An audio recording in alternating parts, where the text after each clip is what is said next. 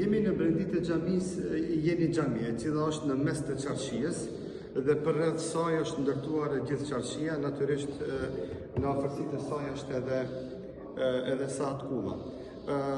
Sa për informim, në çdo xhami që jemi duke hyrë, secila është më e bukur dhe më e mirëmbajtur se tjetra.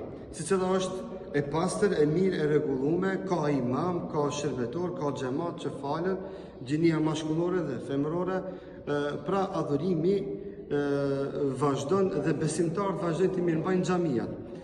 Kjo nxjerr në pah një dezinformat dhe një gënjeshtër që i mvishet Islamit dhe muslimanëve, që shpeshherë din me na thonë se xhamiat u mirëmbajnë arabët apo u mirëmbajnë turqit apo ato apo këto pa më parasysh kush janë. Xhamiat i mirëmbajnë besimtarët. Dhe se feja është e Allahut Azza wa Jalla, nuk është as e arabëve, as e turqve, as e shqiptarëve. Feja është e Allahut Azza wa Jalla. Dhe ata që kanë besuar në këtë Zot, ato i mirëmbajnë xhamiat kudo që janë.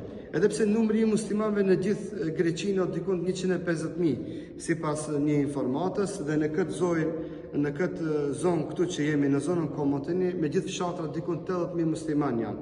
Por gjitha xhamiat janë funksionale, gjitha xhamiat janë të pastërta, edhe pse muslimanët këto nuk hasin dhe nuk gjejnë asnjë ndihmë nga qeverit apo nga pushtetet apo nga komunat, as nga bota e jashtme, por se gjitha këto kontribute i kanë me vetë financim dhe me vetë kujdes, pra nga dora e bamirës së vendas, të cilët përkujdesen për këto shtëpia të Allahut Azza wa Jalla. Allahu i bekov dhe i shpërbleft besimtarët musliman kudo që janë ata, dhe gjithëve Zoti të na drejton dhe të na udhëzon në rrugën e vërtetë.